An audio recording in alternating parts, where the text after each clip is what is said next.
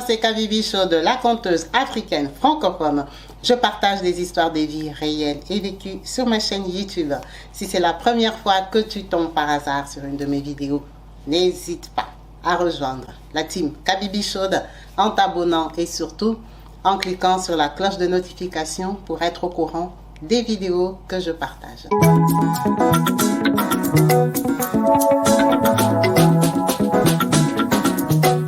Partout dans le monde, sans exception, abonnez-vous sur la chaîne YouTube Kabibi Show TV. L'information en temps réel, temps réel.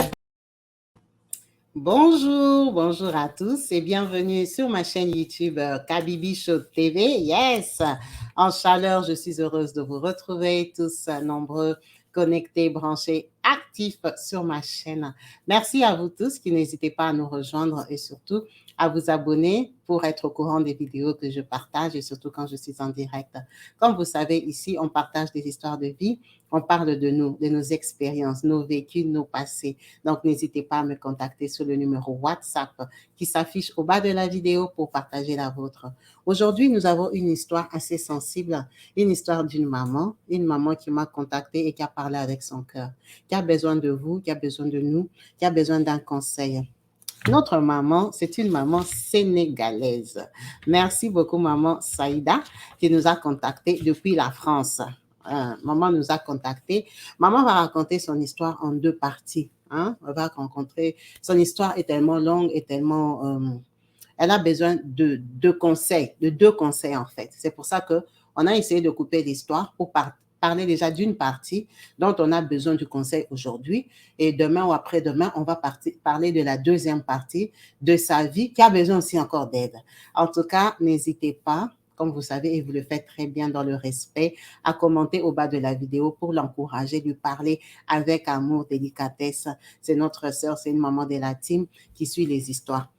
Elle nous a contactés parce qu'il y a eu des histoires dont on a parlé ici qui l'ont beaucoup touchée, qui l'ont secouée et qui l'ont poussée aujourd'hui à nous parler. Comme vous savez, une histoire ramène une autre. Quand on parle d'une histoire et que ça touche la personne, ça sensibilise les gens à venir parler d'eux. Maman Saïda nous dit ceci. En tout cas, il y a tellement de personnages dans son histoire que je ne peux pas les nommer. On va parler que de Maman Saïda pour faire plus simple et plus court. Elle nous dit ceci. Elle est née au Sénégal. Comment est-ce que Maman Saïda est née? Le papa de Maman Saïda, la maman de Maman Saïda, c'est une Sénégalaise qui habitait à Louga. J'espère que je prononce bien. Louga au Sénégal. Elle est née d'un papa polygame. Donc, le grand-père de Saïda était polygame. Il a eu sa maman. Après sa maman, il a divorcé ou il s'est séparé ou il a fait comment? Il a eu une autre femme. Donc, sa maman a grandi avec une marâtre. On ne sait pas comment ça s'est passé, mais en tout cas, il y avait une marâtre. Quand sa maman grandit, elle est scolarisée et tout. Sa maman a un frère, un grand frère. Ce grand frère-là a son ami. Son ami, on va être cool, on va l'appeler Abdoul. Son grand frère a son ami Abdoul, avec qui la maman de Saïda commence à sortir. Très jeune, on les remarque, Abdoul va épouser la maman de Saïda et tout, et tout, et tout. Ça se passe très bien pendant 1 an, 2 ans. Sa mère a un fiancé.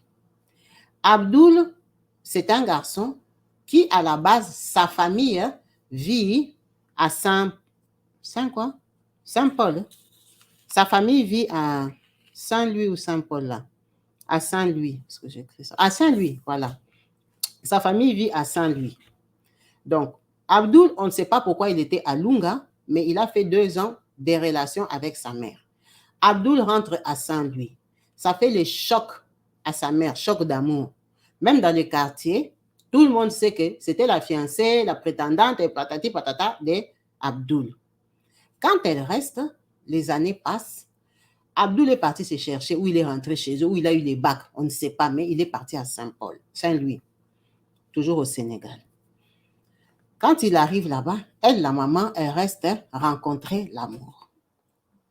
Elle tombe sur un garçon mauritanien, métis, musulman aussi. Elle tombe sur lui, l'amour est secret, ce sont des jeunes, les garçons, il est beau gosse. Hein, les Mauritaniens sont beaux, hein, les Mauritaniens sont vraiment beaux. Elle tombe sur un Mauritanien avec qui tout se passe bien. Le Mauritanien, là, vient l'épouser. Elle n'a pas d'engagement avec Abdoul, hein, c'était chéri qu'elles étaient jeunes. Donc, elle va se marier avec le Mauritanien. Abdoul est très déçu, les gens sont surpris, les gens sont étonnés de savoir que la fille, c'est la façon qu'il se met avec Abdoul. Elle est partie trouver un autre gars. Ah, vraiment, c'est la vie. Mais, ça veut dire qu'Abdoul était parti peut-être comme un an et demi, comme ça, quand elle s'est mariée. Ça veut dire la déception d'amour ou la séparation a fait qu'elle a rencontré l'amour, elle s'est mariée. Elle est partie au mariage. Elle arrive là-bas, elle tombe enceinte. Premier enfant, les ventres, elle accouche. Quand elle accouche, elle tombe enceinte du deuxième enfant. Quand elle est enceinte de 7 mois, le premier enfant meurt. Oh! Ça fait mal au cœur. Le premier enfant est mort. On fait les deuils et tout. Elle part, elle accouche du deuxième enfant, mais du coup, il devient le premier parce qu'il n'y a plus de premier enfant. Quand elle accouche du deuxième enfant, maintenant, elle va accoucher le troisième. Quand elle tombe enceinte du troisième, elle est enceinte de 7 mois. Le deuxième enfant aussi meurt. Donc, ça sera échange. À chaque coup que tu accouches, échange. À chaque fois que tu accouches, échange. C'est comme ça que le garçon, il est mal à l'aise. Sa famille commence à parler. Ta femme a perdu ses deuxième enfants à chaque fois qu'elle est enceinte de 7 mois. Ils ont dit qu'elle a un génie puissant. Alors, le génie, là, je n'ai pas compris si c'est esprit. Hein? Peut-être chez eux, ils appellent ça comme ça. C'est comme un esprit qui est dans ton corps ou quoi. Vraiment, n'hésitez pas à venir nous expliquer génie. Ce n'est pas dans notre culture. Donc, je n'ai pas compris le génie, là, ça veut dire quoi. Mais dans les paroles, comme elle expliquait, j'ai cru comprendre que c'est un esprit ou un mauvais esprit ou un truc comme ça. Une mauvaise âme. Donc, la famille du garçon mauritanien, on dit qu'elle a un mauvais génie qui bouffe ses enfants. Ça veut dire que le garçon là a fui, le garçon là l'a abandonné, il a demandé le divorce. 2 enfants qui meurent à l'occasion de rien du tout. À chaque fois que tu es enceinte de 7 mois, l'autre meurt. Donc, on va commencer à remplacer jusqu'à quand? Donc, on n'aura qu'un enfant. Bêta, je me casse. Le monsieur a fui, il est parti. Le monsieur là, le papa mauritanien, il a fui, il a abandonné, le mariage est terminé. Elle est restée enceinte. Quand elle reste enceinte, on va dire qu'elle a accouché de Aïcha. Elle accouche Aïcha, l'enfant mauritanien. On la remet chez eux, chez son papa, dans le village ou la ville de Lunga, au Sénégal. Elle rentre, c'est la honte, c'est la dépression, c'est la... vous voyez un peu, tu es mal réputé, comment tu vas expliquer que les enfants sont morts, toi tu n'as rien fait, toi tu avais seulement accouché, les enfants maintenant ils sont morts. Est-ce que c'est ton problème? Donc elle rentre chez eux, elle accouche Aïcha. Aïcha, ça devient comme l'enfant des bons. Quand elle accouche Aïcha, elle est à Lunga. Ça veut dire que ça se répand dans les quartiers et tout. On ne sait pas comment Abdoul, là où il était parti à Saint-Louis, il a appris qu'elle est rentrée chez eux avec la grossesse, elle a accouché. Abdoul a porté ses pieds. Son ex, l'ami de son frère, il est rentré à Lunga. Venir la voir, la madouer, la convaincre à se remettre avec lui. Toi, tu vois, tu étais ma fiancée, ma chérie. Nous tous, on nous connaissait ici. On devait se marier. Comment tu as fait pour aller mettre mon enfant? Les Mauritaniens, là, ils t'ont menti et tout. En tout cas, pardon chérie, ils se sont remis ensemble. Cette période-là que Abdoul était venu, soi-disant, il travaillait un peu. Mais comme les gens les connaissaient, les gens étaient, vous voyez, c'est l'homme de sa vie. Les femmes sont pressées, elle a fait l'erreur, elle est partie accoucher. Maintenant, Abdoul est rentré. Quand Abdoul rentre là, il fait peut-être 7 mois, il pompe la grossesse. Quand il pompe la grossesse là, c'est la grossesse de notre sœur Saïda qui m'a appelé.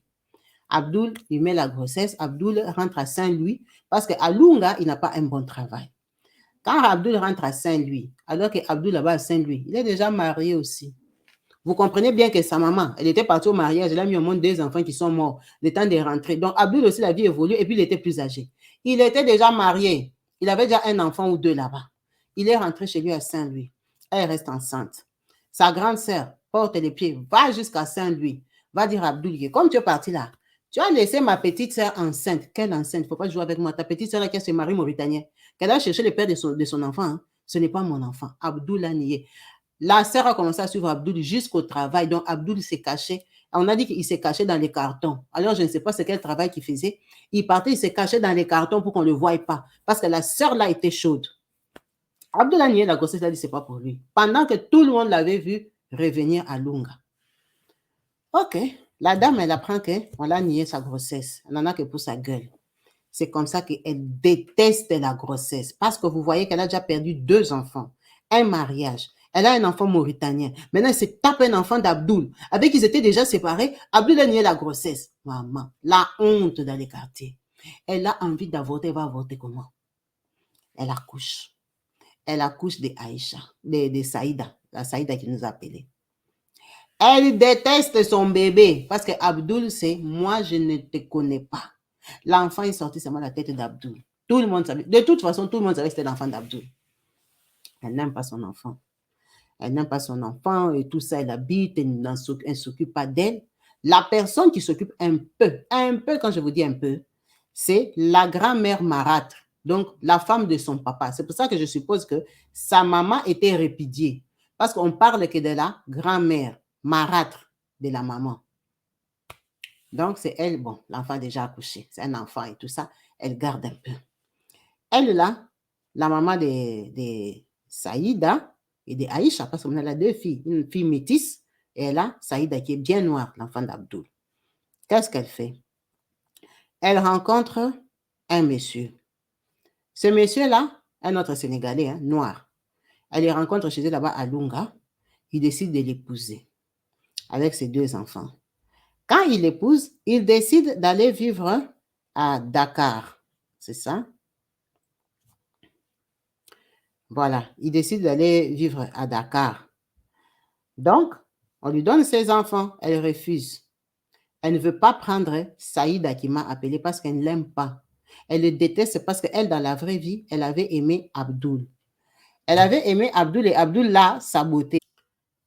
Donc, quand elle part à Dakar, elle décide de laisser son enfant à sa tante. Son enfant, Saïda, qu'elle n'aime pas, qui m'a appelé. Elle ne supporte pas. Supporte pas parce qu'avec Abdoul, ça s'est trop mal passé. Il a blessé 2 fois. Déjà, il avait abandonné, il est parti à Saint-Paul, à Saint-Louis. Quand il revient, il colle un bébé qui nie. Donc, elle part avec Aïcha, son enfant métis. Ça fait métis. Elle part avec Aïcha. Quand elle arrive là-bas à Dakar, elle allait chez la tante, qui est la tante paternelle. La tante là n'aime pas aussi Saïda. Qu'est-ce qu'elle en a à foutre? Ton enfant longtemps engrossé, tu viens me le laisser. La tante là s'en fout de Saïda. Elle ne s'occupe pas d'elle et tout ça. Bon, Saïda est petite. Hein. Quand on l'a laissée là, elle a les 3 ans, 4 ans. Mais elle ne se souvient pas bien. Mais quand même, on ne l'aimait pas. La tante aussi, elle est mariée ou comment là. Avec son mari, il décide d'aller vivre à Dakar. Elle dit, imagine. La tante déménage à Dakar. Dakar, c'est grand, mais elles sont toutes dans la grande ville. Là où la tante habite et la maman habite, on va dire peut-être c'est 15 minutes à pied, marcher à pied. Mais la tante habite avec Saïda, elle a refusé de prendre son enfant. Elle est partie dans son mariage où elle met au monde ses autres enfants. Donc Saïda, c'est comme une charge, mais Aïcha la métisse n'est pas une charge. Est-ce que vous comprenez un peu, vous balancez? Donc, elle habite quand même chez la tante. Quand elle habite chez la tante, là, un jour chez la tante, il y a une cousine qui vient. Une cousine enfant, hein? Enfant, je ne sais pas enfant de qui là, qui vient chez la tante.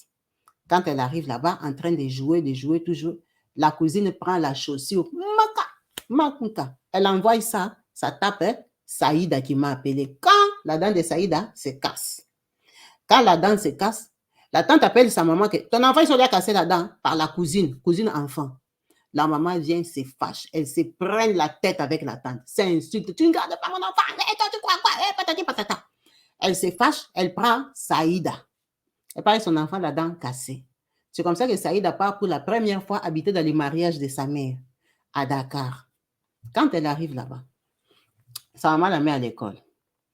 Mais à l'école, là, d'abord quand elle arrive là-bas, elle a maintenant les 45 ans. Mais quand tu souffres, tu te rappelles. Les gens qui ne se rappellent pas des 85 ans, c'est les gens qui grandissaient avec les yaourts, les bonbons, t'achetais les poupées Barbie. Tu ne te rappelles pas, tu t'es gâté. Mais quand on te tapait les gogos, les kinkonis là sur la tête, hein, tu vas te rappeler de tes 4 ans, de tes 5 ans. Parce que toi, tu as déjà grandi. Tu as 4 ans, mais tu as déjà des 8 ans. Tu dois survivre. Donc, elle se rappelle très bien. Elle avait 45 ans quand elle est partie chez sa maman, au mariage de sa maman. Elle arrive là-bas. Sa maman, depuis qu'elle est arrivée là-bas, elle l'insulte. Tu es les déchets de mon ventre. Pourtant, c'est Saïda la métisse qui a les enfants qui sont morts avant, du mariage là. Mais elle dit que Saïda est très belle, elle est métisse. Elle est sale, elle est moche, elle ressemble à son papa. Elle est le déchet de son ventre, le regret de sa vie. Donc, elle a porté toute la saleté de son ventre. C'est ça qu'elle a sorti, elle a accouché, elle. Tu as 5 ans, ta mère qui t'a accouché t'insulte comme ça. Cette maman m'a appelé, elle m'a dit, il y a une histoire que j'avais racontée de notre sœur qui était aux États-Unis, là, qui devait se marier. D'ailleurs, je vais l'appeler pour avoir la suite. Qui devait se marier, celle qui avait sa maman qui l'a tapé, qui l'a maltraité, qui avait même craché sur le visage, là. Je crois que la plupart d'entre vous avaient suivi cette émission-là. Elle dit, quand elle regardait l'émission-là, elle pleurait. Elle pleurait parce qu'elle se sentait un peu consolée. Elle se disait, en fait, je ne suis pas seule. Il y a beaucoup de gens qui sont comme ça. La fille dont on parle, c'est une Congolaise. Moi, je suis une Sénégalaise. Donc, les femmes qui ont les mauvais cœurs sont dans tous les pays d'Afrique. Ça l'a traumatisée. Elle dit, quand j'écoutais l'histoire, là, j'ai tremblé. Je me voyais comme si c'était moi. Elle dit, moi, ce que ma mère m'a fait au Sénégal, Kabibi, tu peux croire que c'est l'enfant du voisin. Et puis du voisin que tu n'aimes pas, avec qui tu t'entends pas, que tu avais attrapé sorcier. Ma mère, elle me regarde devant tout, me dit, hein, je suis les déchets de son ventre. Je suis sortie bête, moche même. Elle dit, pousse-toi là-bas. Maintenant, elle te dit ça, elle préfère son enfant métis et les enfants qu'elle est en train d'accoucher. Elle avait peut-être un enfant ou deux quand elle est partie dans les mariages de sa mère. Sa mère la met à l'école. Elle dit, j'ai préféré même rentrer chez ma tante, que je savais qu'il ne m'aimait pas, que de vivre chez ma mère. Ma mère me faisait souffrir plus que ma tante. Elle me traumatisait tellement que j'étais traumatisée, j'étais devenue bête à l'école. Moi, j'allais à l'école, je fais que penser au fouet, au babouche, comment taper, à penser comment... Yeah! Donc, tellement que j'étais déconcentrée, j'étais bourrique en classe, je ne comprenais rien parce que j'étais traumatisée par ma maman. Elle dit maintenant, tellement que sa maman l'a tabassée, l'a tabassée, elle peut même te taper parce que tu as respiré. Donc, on va éviter tous les détails là. Elle dit un jour, avec l'intelligence des enfants, comme elle était sale là, sa maman lui avait donné un pagne, un petit pagne, qu'elle a fermé à 5 ans. La maman, elle a préparé ses histoires. Elle a laissé son charbon ou quoi là dehors. Papa, hein, vous voyez comment on fait? Elle a laissé que son charbon là descende un peu. Comme ça, elle viendra prendre pour mettre dans son truc, allumer ses encens. Vous voyez les encens, ils sont des musulmans. Elle va mettre les encens. Ça ne demande pas un gros feu. Donc, petit charbon seulement. Donc, la maman a laissé son feu. Saïda ici aussi, au lieu de rester seulement tranquille, elle a dit, pour se faire apprécier de sa mère, c'était le matin. La maman buvait des petits déj, mangeait son pain toute seule, il ne lui a pas donné, hein? Elle buvait son petit déjeuner. Saïda a eu l'idée d'aider sa maman. Aller prendre, comment ça s'appelle? Là, on met le charbon, là, c'est quoi? Vous voyez un peu des trucs là d'Afrique, là. Là, on prépare sur la, dehors, là, on met le charbon, le nom m'échappe. Elle a dit, elle va aller prendre ça pour faire entrer dans la maison, amener le charbon à sa mère, pour mettre pour elle que la maman prend, pour prendre ton charbon, mettre dans les trucs qu'on fait l'encens. Saïda, avec 5 ans, elle a voulu tenir ça comme ça l'a brûlé. Quand ça l'a brûlé, elle a eu la bonne idée de prendre son pagne, le seul pagne habit qu'elle a dans sa vie, pour tenir les trucs là où on met les charbons. Oh, le nom m'a échappé comme ça, c'est quoi? Elle a pris ça, les pagnes, pour tenir. Elle a porté ça pour aller. Alors que quand elle l'a porté comme ça, ça a pris feu sur son pagne. Elle a fait quoi? Elle a jeté. Elle a jeté, même le charbon est tombé par terre. Le pagne a pris feu. Maintenant, elle a eu peur. Ce qu'elle a fait, elle a dit, ouais, non seulement j'ai fait tomber les charbons, j'ai brûlé les pagnes. Habit unique que j'ai dans ma vie. Elle est partie se cacher derrière la porte au salon pour que sa maman ne la voie pas. Je ne sais pas. Quand tu as 5 ans, tu crois que derrière la porte, c'est une bonne cachette. Elle s'est cachée derrière la porte. Alors que quand elle s'est cachée derrière la porte, le pagne a pris feu. Saïda aussi m'a dit des choses qui m'ont traumatisée. Elle a dit qu'à bébé, le pagne a pris feu, j'ai 5 ans, je suis déjà traumatisée dans ma vie depuis que je suis née. On m'aime pas, je suis laide, je suis le bourrique, les déchets de son ventre. Maintenant, je suis derrière la porte comme ça, je tremble. Le pagne a pris feu, le pagne a commencé à me brûler. Le feu du pagne est en train de la brûler vif. Elle a commencé à pleurer. Sa maman est de l'autre côté. Elle est venue s'installer avec son plateau. Bon, elle a mis son gros gobelet de lait. Elle était en train de manger, elle est en train d'écouter la radio. Elle est en train de manger, Saïda derrière de brûler, derrière la porte. Quand Saïda brûle, Saïda n'arrive plus à résister les feux. Elle est en train de pleurer derrière la porte. Maintenant, la maman entend. Zobayo, toi, bête fille, qu'est-ce que tu fais derrière la porte? Sors derrière la porte. La maman ne sait pas que Saïda est en train de brûler. Saïda aussi, quand elle a entendu la voix de sa maman, dit, ouais, si on me voit ici, je suis morte. Saïda a brûlé des jambes. Réveillée, hein? Ce n'est pas endormi. Réveillée, dit Kabibi. J'étais en train de brûler, moi, elle est en train de pleurer, elle est en train de brûler. La maman dit, ah, c'est quelle façon de pleurer bête comme ça? Sors derrière la porte. La maman voit que Saïda ne sort pas. Elle a laissé les petits déj, ce qui est très important pour elle. Elle s'est levée. Donc, quand elle a entendu sa maman bouger, mon Dieu, elle a même tenu la porte pour que la porte ne s'ouvre pas. La maman vient tirer la porte. Saïda tire la porte. Qu'est-ce que tu fais derrière la porte? La maman est forte. Elle tire comme ça. Saïda sort avec les flammes. Elle est en train de brûler. Hey! La maman n'a rien compris. La maman courait pendant la cour, elle a pris de l'eau. Elle lui a renversé de l'eau. Elle a dit, oh, c'était une erreur à faire, il ne fallait pas lui renverser de l'eau. Quand elle lui a renversé de l'eau, la peau est tombée. Saïda ici s'est brûlé les jambes elle-même. La maman n'a rien compris, mais qu'est-ce que tu faisais derrière la porte avec le feu? Le feu là vient d'où? Tu es sorcière. La maman, elle lui a renversé de l'eau. Elle a commencé à dire, vous voyez un peu les mamans sauvages là. Tabassé Saïda qui a déjà brûlé. Elle a pris Saïda. Elle lui a fait couper son petit déjeuner. Elle a pris Saïda. Elle l'a amené dans un dispensaire du quartier. Dispensaire des pauvres, parce que sa maman n'est pas très très riche. Elle a amené Saïda là-bas. On est parti. Hey, c'est quoi l'enfer brûlé? C'est combien de degrés et tout ça? L'enfer bien brûlé. Elle m'a dit Kabibi. Mais c'est maintenant que je suis grande que tu vois, les taches sont restées un peu. Maintenant, tu vois, j'avais 6 ans. 5 ans, 6 ans là-bas. Je m'étais brûlée moi-même. On n'a pas compris. Tu t'es brûlé comment? Oh, l'effet de l'encens. Qui t'avait demandé? Personne. Bourré. Quand je dis que tu es bourré, que toi tu es les déchets de mon ventre, insensé, bête fille. Qui t'avait demandé? Elle était à l'hôpital. Elle n'avait même pas les soucis de ses blessures. Elle avait les soucis de quand je vais rentrer, on va me taper. Elle est rentrée. La maman là habitait avec son mari. Son mari qui n'est pas le papa de Saïda. Mais elle dit, lui quand même, il avait un bon fond. Elle dit, tu vois, quand tu es un enfant maltraité, hein, même quelqu'un qui te fait ça, un sourire, tu crois qu'il est bon. Tu crois qu'il est gentil parce que tu as besoin de compassion. Tu as besoin d'amour. Tu as besoin qu'on te regarde. Tu as besoin qu'on fasse attention à toi. Même que, peut-être même le beau-père était méchant. Mais devant mes yeux, il ne me le montrait pas. Il faisait comme si il compatissait pour moi. Il faisait un peu attention à moi. Donc, c'est comme ça qu'on vient l'amener à la maison. On lui met des bandes. Ce n'est pas l'hôpital, c'est dispensaire du quartier. On lui a mis les bandes.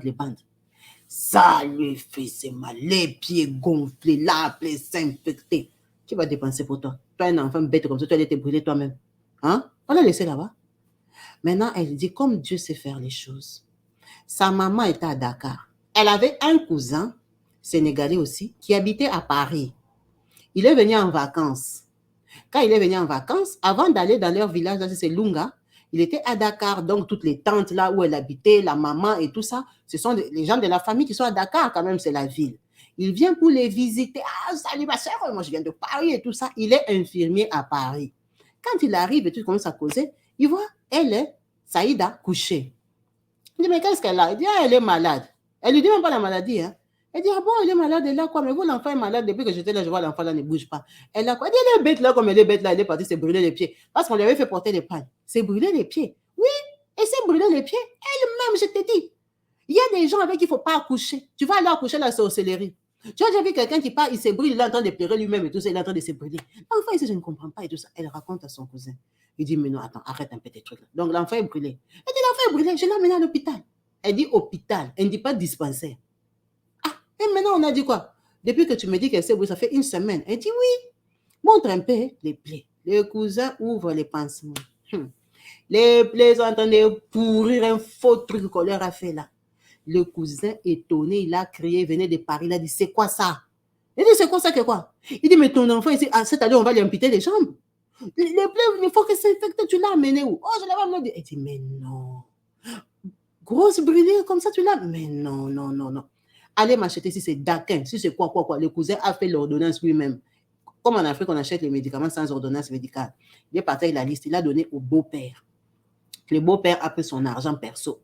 Il est parti, il a acheté les trucs que le cousin a dit. On a chauffé de l'eau, il lui a mis ça, il a traité. Le cousin était venu en visite. Elle dit, Kabibi, Dieu peut t'envoyer quelqu'un de loin. Le monsieur, là, cousin de ma maman, je ne le connais pas, je ne l'ai jamais vu dans ma vie, j'ai 5 ans, c'est 6 ans. Il m'a traité, mis des trucs et tout ça, des trucs à l'européenne et tout ça. Il m'a traité, il a dit à ma mère comment ça la laver. Je suis ici en vacances, je veux commencer à venir voir. Le monsieur, là, est venu la voir pendant 4 jours, elle a marché. Les plaies ont séché. Pourtant, il avait mis des pansements, là, des bandes, là, tout ça, la plaie s'est infectée. C'est le cousin de sa maman qui est venu la soigner, il venait de Paris. Après, il a terminé son séjour, il est parti se balader, et monsieur, elle est partie. Elle est restée chez sa maman, elle a recommencé l'école, des bourrées là où elle part pas parce que ça sert à rien, elle n'est pas intelligente. La maman reste avec elle, la maman se saoule parce que sa maman ne la supportait pas. Du coup, sa maman, sa maman ne la supportait pas. Un jour, elle tombe malade. Non. Sa maman, tellement qu'elle n'aimait pas sa fille, elle a une bonne copine à elle. Là, l'enfant ici a les 5 ans, elle va sur 6 ans. Elle a une bonne copine à elle qui est un peu riche à Dakar. Parce que la maman ici, de Saïda, la maison dans laquelle ils habitaient à Dakar, c'était la maison du frère de son mari. Quand ils se sont rencontrés là-bas à Dunga, ils se sont mariés, ils sont venus à Dakar. C'est le frère de son mari qui avait l'argent, qui avait une maison qu'il a donnée à son frère. C'est là qu'elle habitait avec Saïda, que Saïda allait se brûler derrière la porte. Donc, c'était un bon quartier. Elle a une amie qui a l'argent, une autre malienne. Et la malienne, là, elle construisait chez elle, hein, tu vois, c'est une grande maison, ils ont acheté, ils sont en train de construire des petits travaux et tout. Elle dit, elle avait l'habitude que quand elle sort, comme elle était un peu bourrique là, il y avait des temps où on ne la mettait pas à l'école. Quand les autres partent à l'école, elle prend sa bourrique ici de Saïda, elle part la laisser chez sa copine malienne. Et maintenant, la copine malienne là, il y avait un monsieur qui lisait quoi? Qui lisait le Coran. Hein? Un monsieur, vous voyez les messieurs religieux là, je ne sais pas si j'ai écrit ça.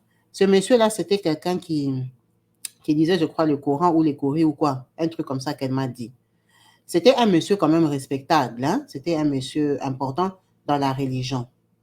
Donc, ce monsieur-là, en dehors de ce travail-là qu'il faisait religieux, il était maçon. Donc, même sa maman le connaissait. Hein? Même sa maman le connaissait. Ce monsieur-là, il lisait les trucs là, donc il était respecté.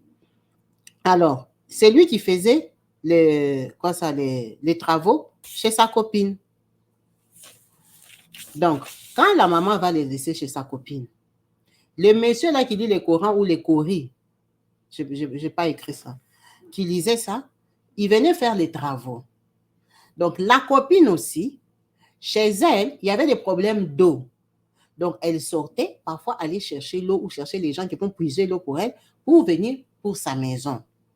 Donc, ça veut dire que la copine laissait Saïda seule à la maison avec le monsieur.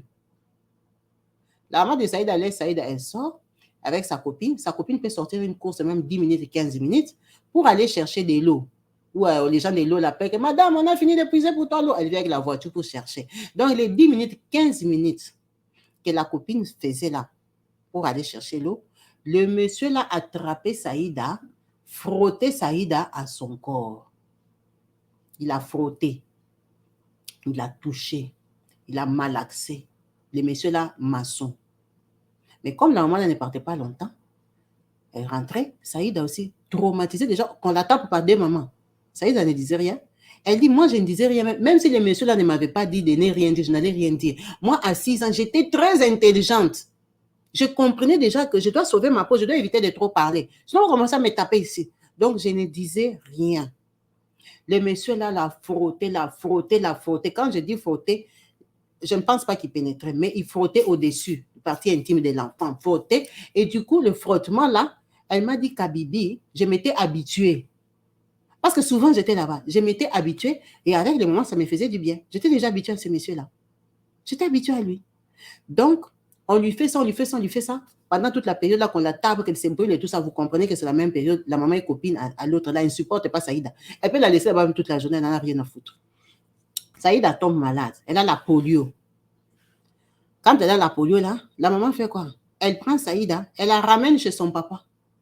Le papa grand-père, pas le papa de Saïda, son papa à elle-même. Elle prend Saïda, elle la ramène à Lunga pour qu'on aille traiter Saïda, au lieu de l'amener à l'hôpital. Saïda arrive à Lunga, chez la belle-mère de sa mère, parce qu'elle, sa maman l'a déjà chassée du mariage.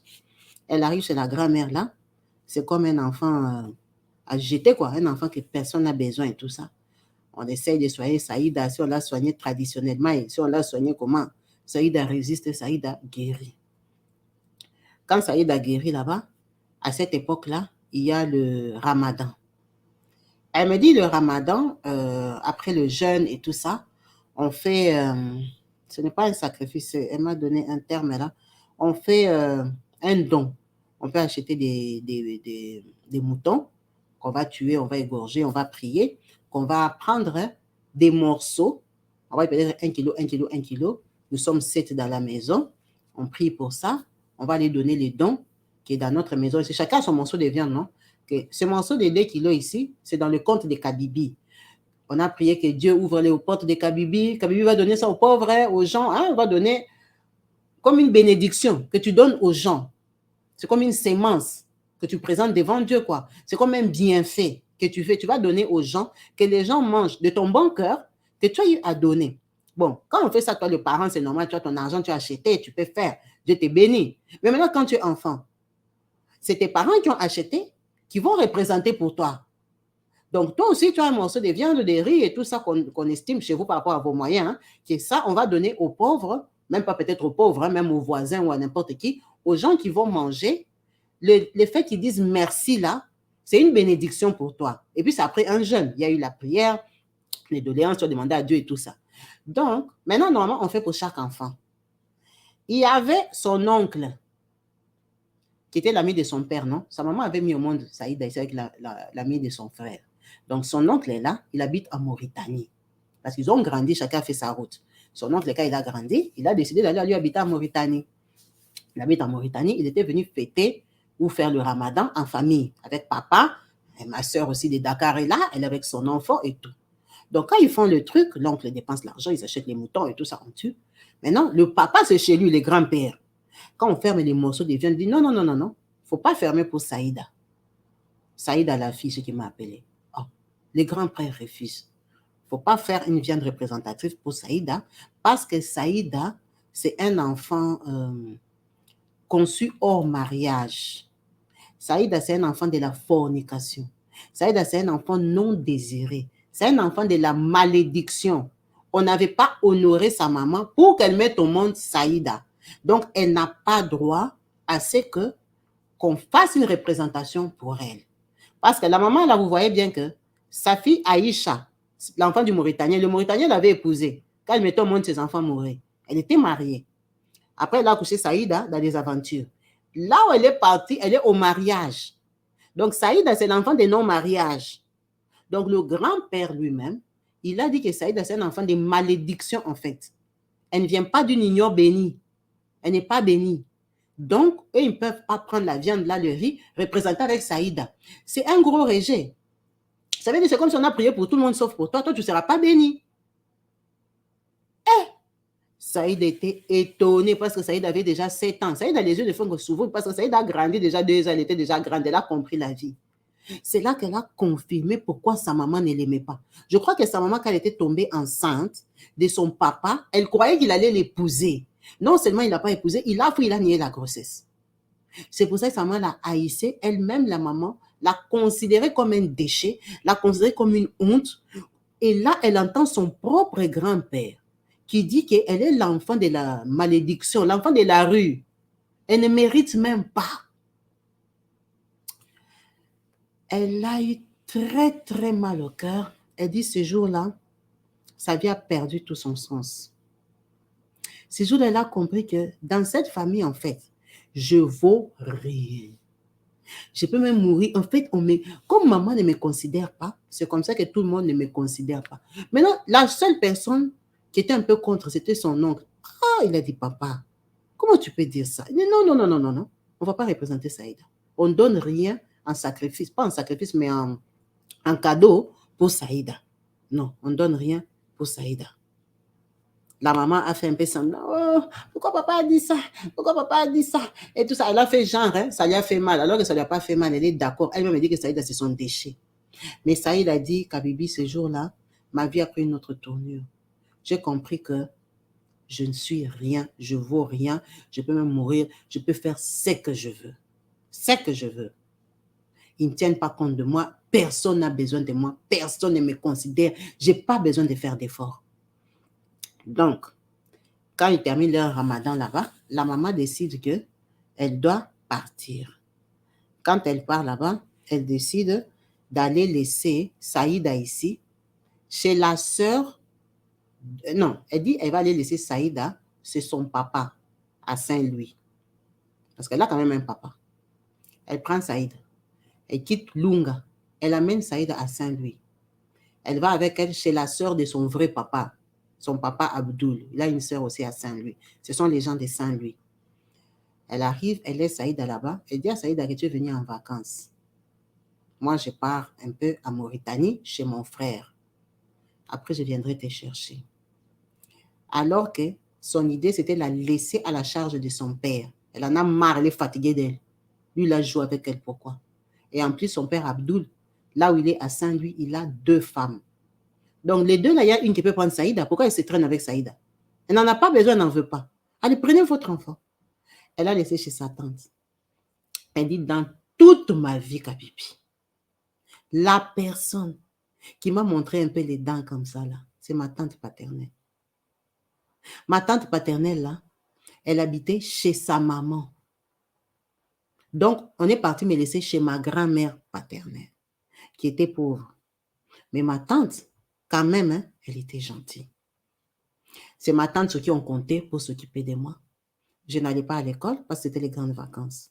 L'école a repris, maman n'est pas venue. J'avais pas d'habits, j'avais rien. Là-bas, quand même, on me lavait, on me tressait les cheveux. J'avais un peu un sens. Ils étaient un peu gentils avec moi depuis que je suis née. Les gens qui étaient un peu gentils dans ma vie.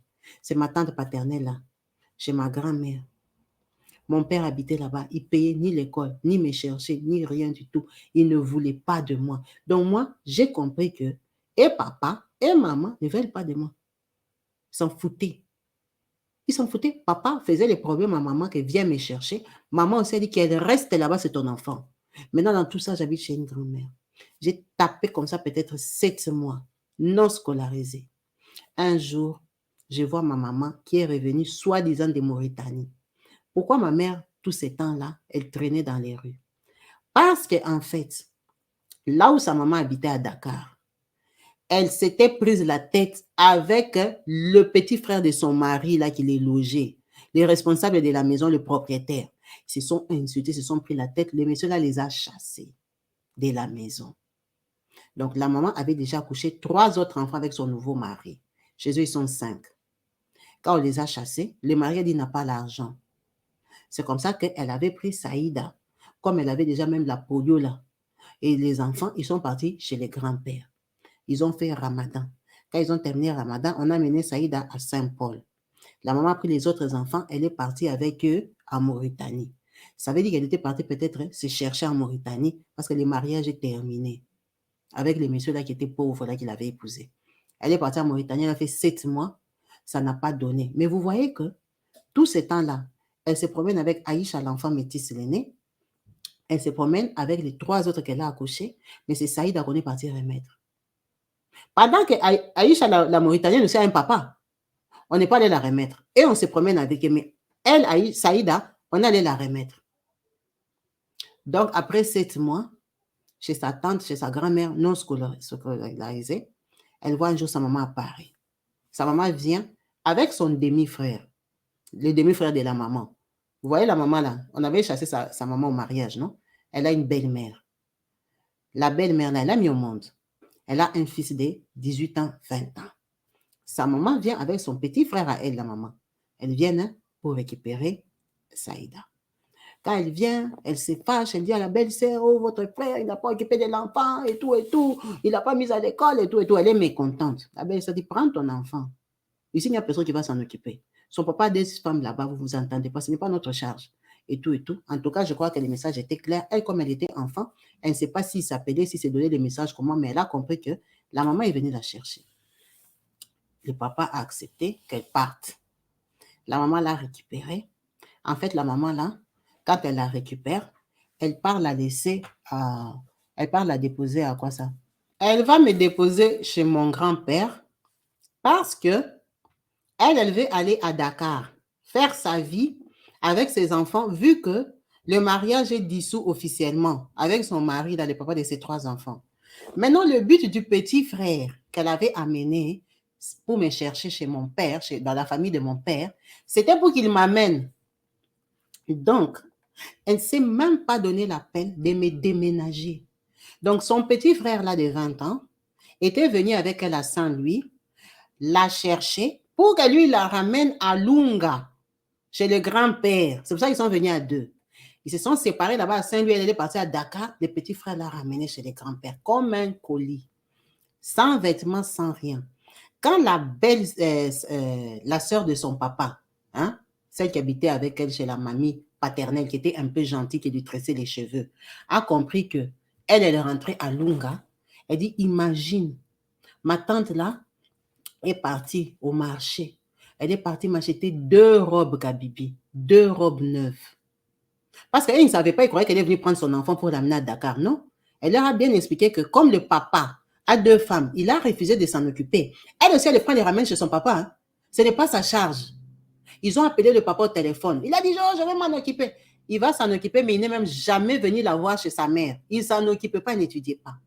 Elle dit, tu ne veux pas t'en occuper? Moi aussi, je ne m'en occupe pas. Abdoul, tu crois quoi? Elle va rentrer chez papa à Lunga. Donc, on t'a fait souffrir parce qu'eux, ils ne s'entendent pas.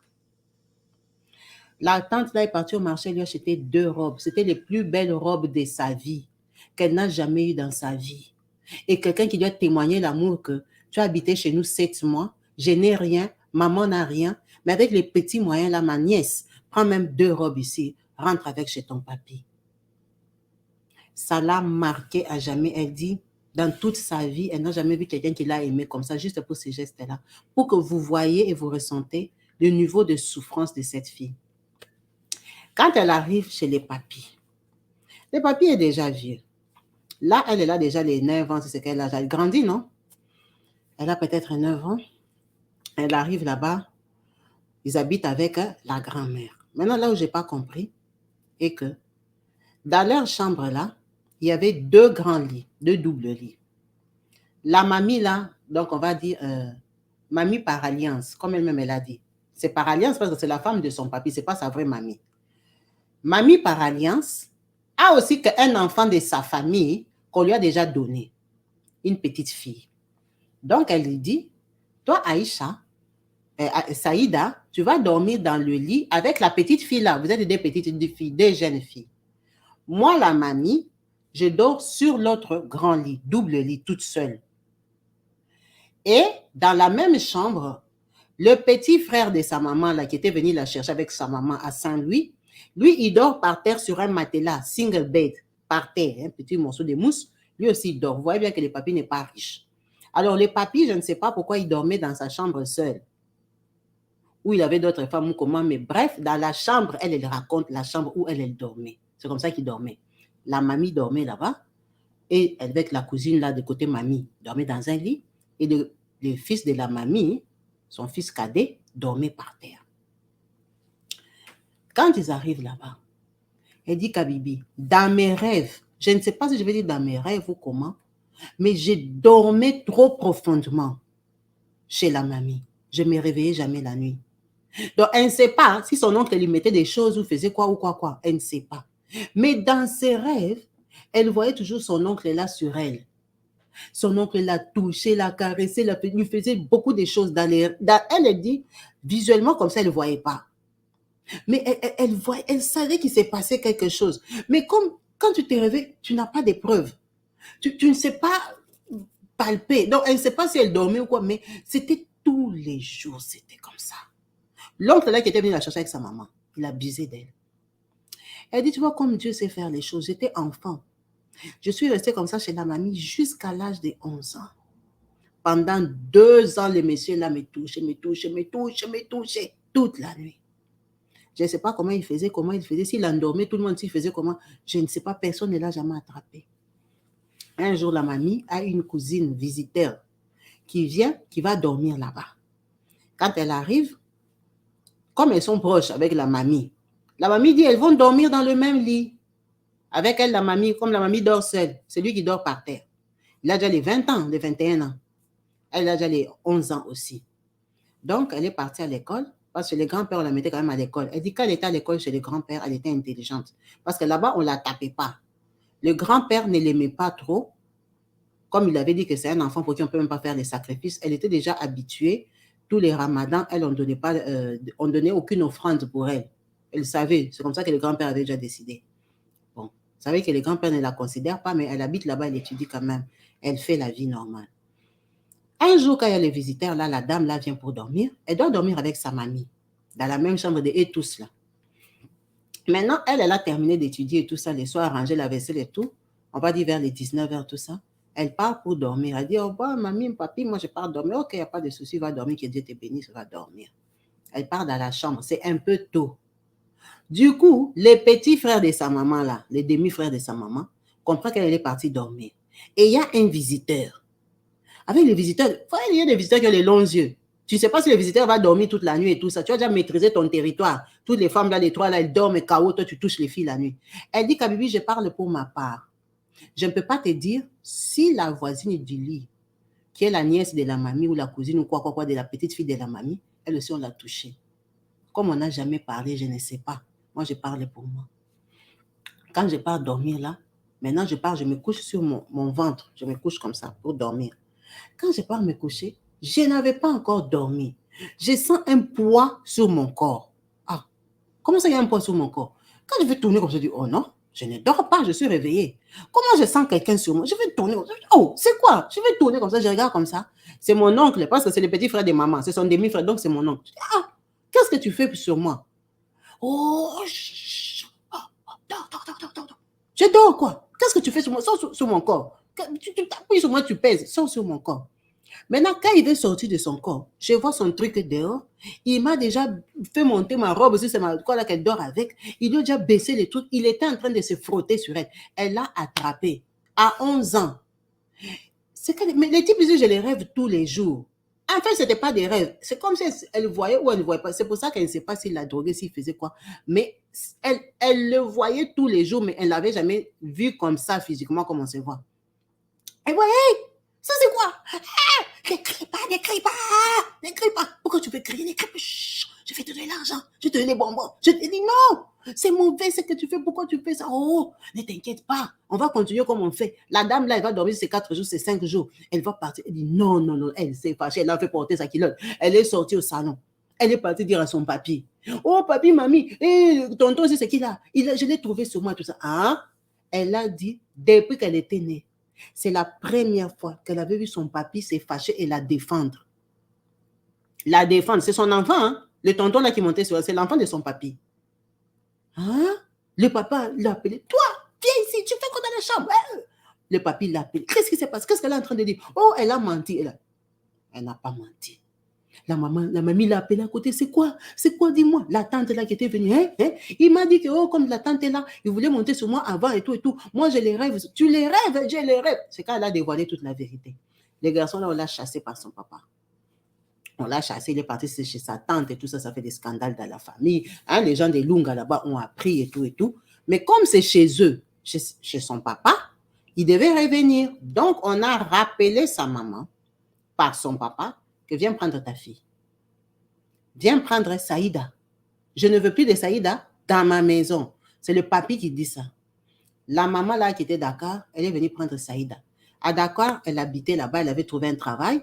Elle était chez elle. Le mariage est déjà terminé. Elle vivait avec ses enfants.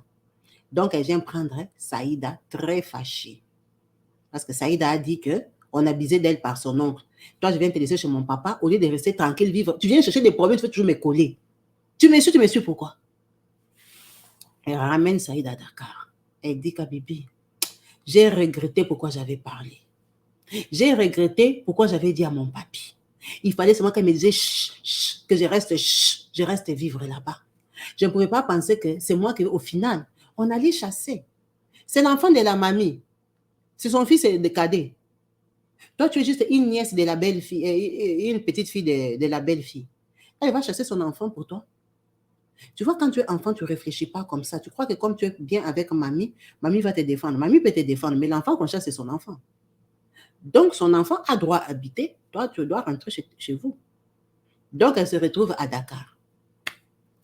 À Dakar, là, c'est là même que la dose a dépassé.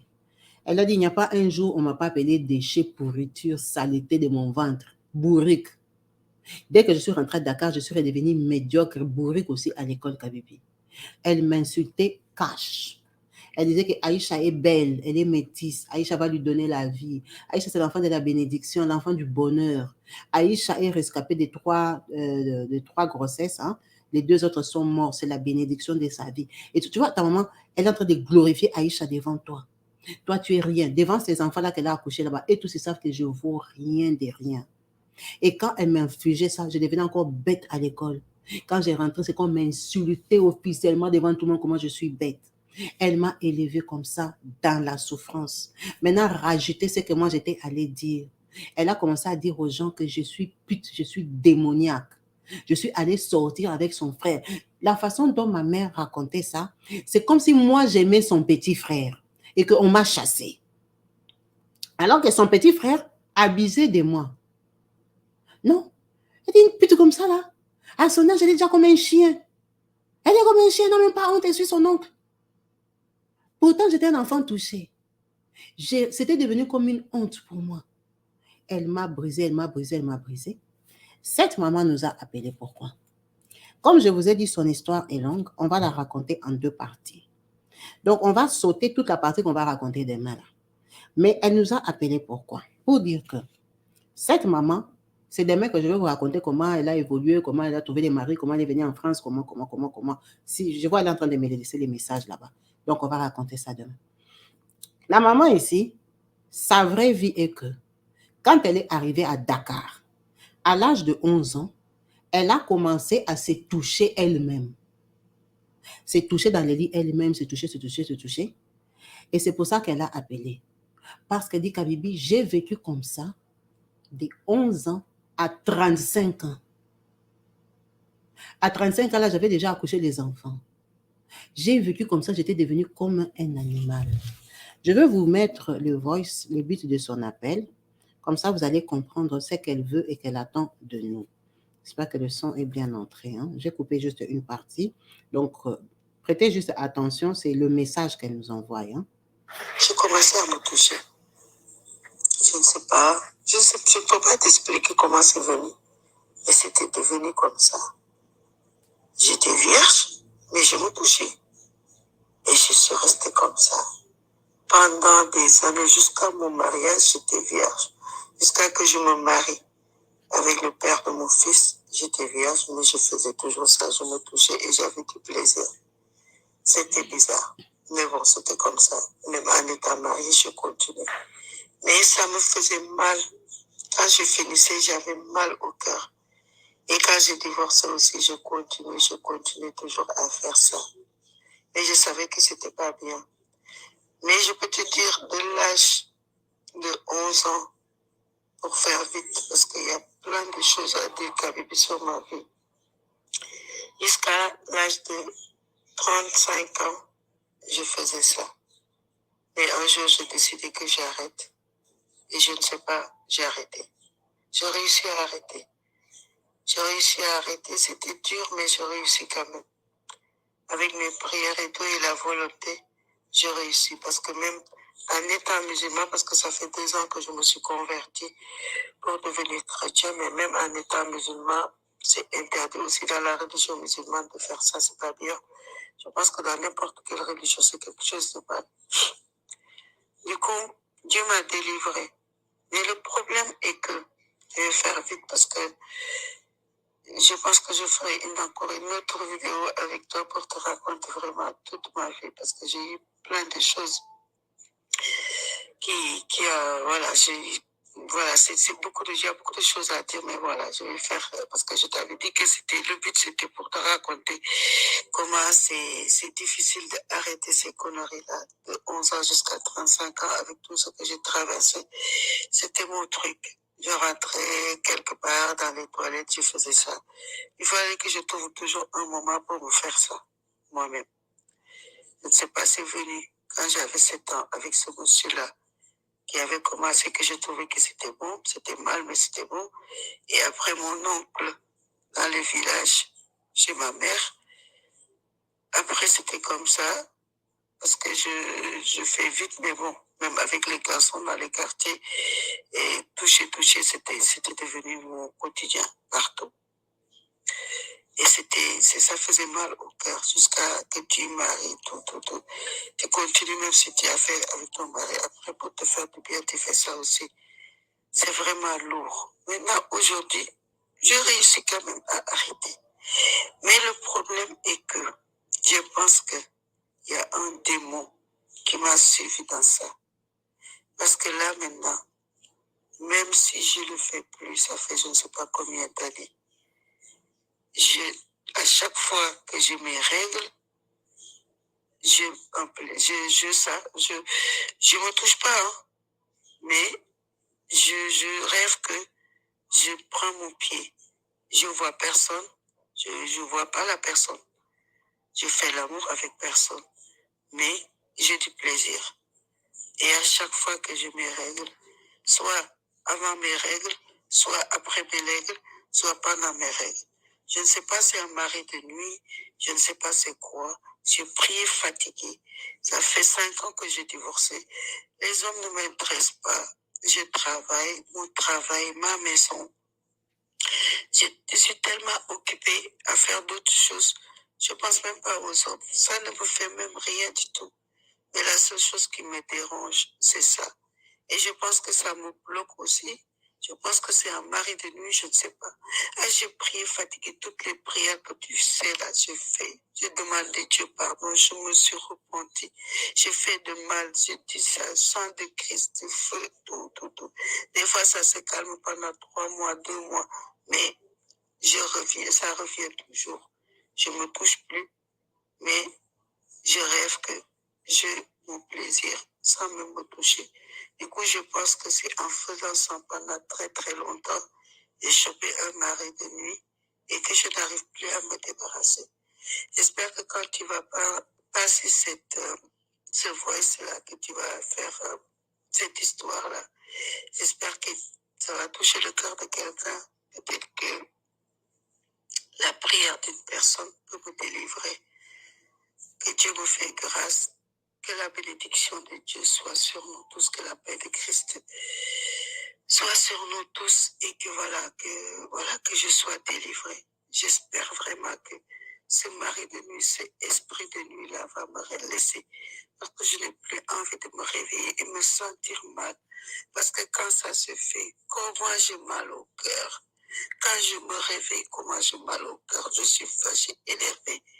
Je ne comprends pas. Ça fait des années que tout ça là, c'est fini.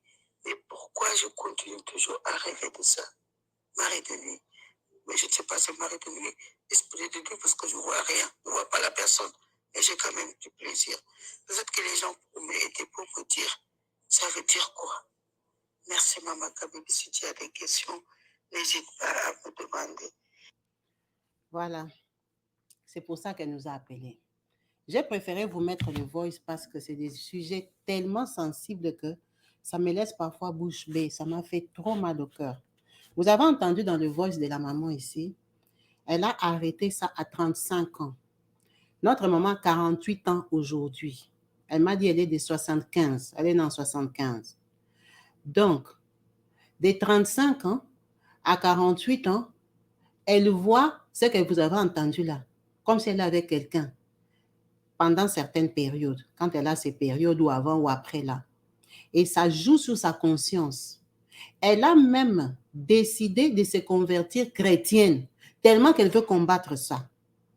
Notre maman est chrétienne depuis 2 ans.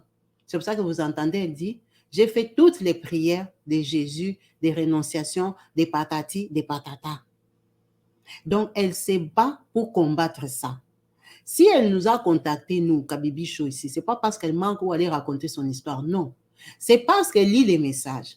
Elle a compris qu'il y a beaucoup de chrétiens, des gens qui ont la croyance. Il y a des pasteurs ici, même s'ils sont camouflés, ils n'écrivent pas que je suis pasteur, mais il y a des gens qui connaissent la parole, il y a des gens qui ont des églises, il y a des gens qui ont des grosses délivrances dans leur vie, qui ont des réussites, qui ont des combats.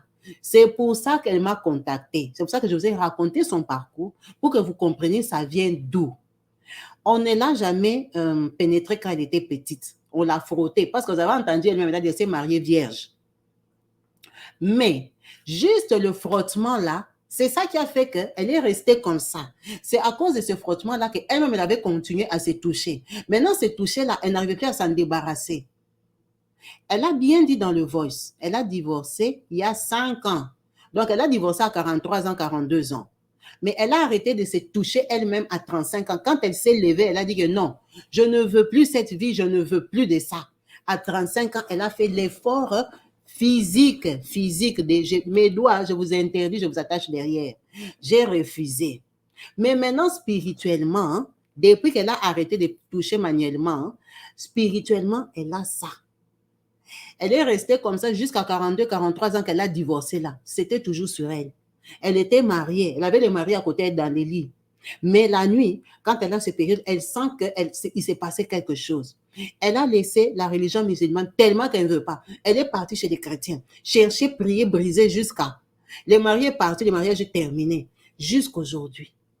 Elle a toujours le même problème là. Ça l'a dépassé, ça l'exaspère, elle est fatiguée. Quand elle lit les messages ici, elle voit les conseils et tout ça, elle s'est dit intérieurement, peut-être que je ne sais pas comment on fait.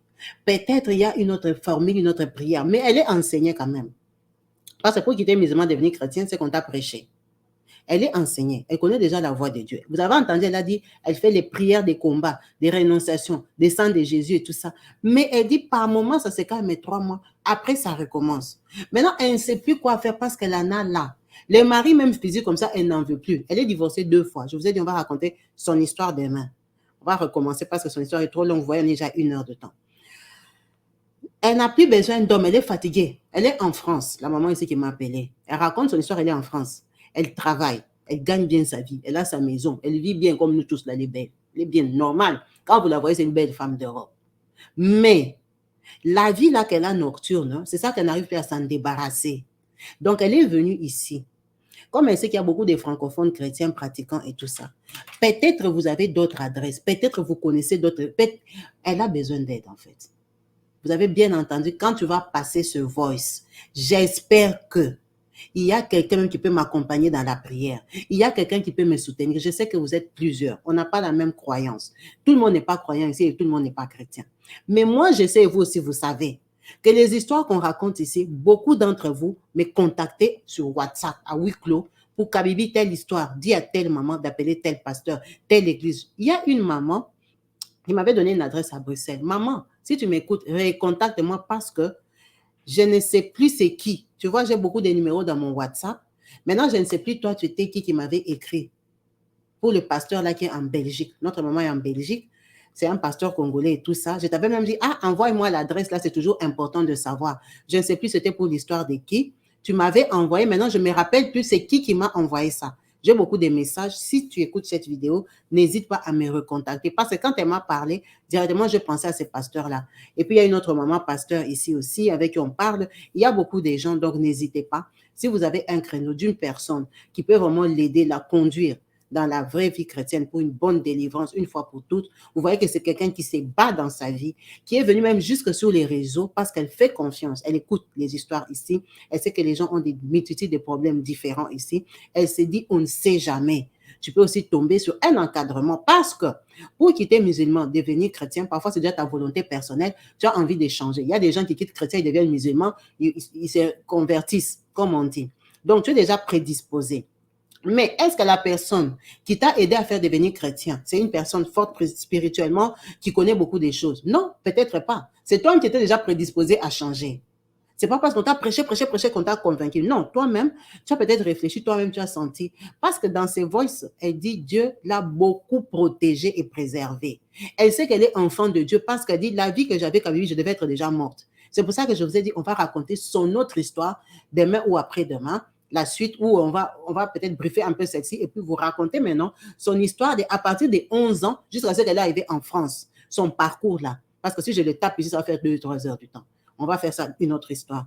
Donc, déjà, pour sa première préoccupation, n'hésitez pas à nous contacter. Comme on dit, nous sommes une team pour nous assister, nous accompagner, nous soutenir. Chacun a son problème dans la vie. Chacun a ce qu'il traverse. Il y a des gens forts, il y a des gens faibles. Nous sommes là pour nous accompagner. Vraiment, n'hésitez pas à me contacter. Ceux qui pensent qu'ils peuvent l'aider, la soutenir. C'est quelqu'un qui est en détresse. La gloire revient à Dieu. Quand quelqu'un s'élève et pleure, elle cherche.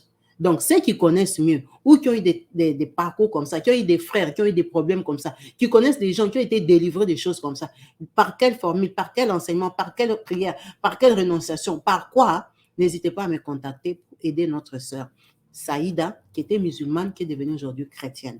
En tout cas, merci beaucoup. On va couper la vidéo. C'était le but de la vidéo d'aujourd'hui. Demain, on va raconter maintenant sur notre parcours de comment elle a fait pour se marier, pour arriver en France, pour avoir des enfants. Merci à vous tous d'avoir suivi cette vidéo jusqu'à la fin.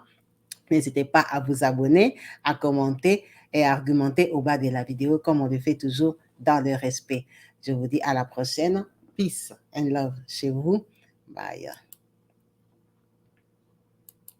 Partout dans le monde, sans exception, abonnez-vous sur la chaîne YouTube Kabibi Show TV. L'information en temps réel, Allez. Oh, partout dans le monde, Bibalete, Kakamoko, c'est Kabibi Show TV. Allez, s'abonner, abonnez-vous massivement, s'abonner, abonnez-vous massivement, s'abonner, abonnez-vous. Oh Maman Kabibi, moi si ya mayele, Maman Kabibi, Maman Yama Solo, Maman Kabibi, la chaîne est actuelle, Maman Kabibi, information dans la source, oh, en temps réel, on parle de la réalité, de nos vies et nos parcours que nous traversons chez Maman Kabibi. Nous recevons des conseils, des avis, des qualités. Dans la team Kabibi Show, la team de qualité, c'est la team d'exception. Oh Maman Kabibi, Maman africaine, Maman Kabibi, Bendele ya mboka chez Maman Kabibi. Moi si kitoko, Maman Kabibi, la sagesse, la différence. Elle nous parle des histoires réelles, l'histoire vécue, remplie des émotions, avec éloquence, classe, la maman de la francophonie. Maman Kabibi, Kabibi Show TV, Maman Kabibi, Maman ya bana, Maman Kabibi, Maman ya boboto, Maman Kabibi, Kabibi Show, Kabibi wetwe. La team Kabibi Show TV, Bendele ya mboka, topesi olongonya. Kabibi Show, abonnez-vous massivement, abonnez-vous massivement, abonnez-vous massivement. Topanza sango ya Kabibi Show TV, toyoki na matoi tomoni na miso tondimi, topekeli yo maboko. La team Kabibi Show, Kabibi Show, Kabibi Show. Abonnez-vous massivement, abonnez-vous massivement, abonnez-vous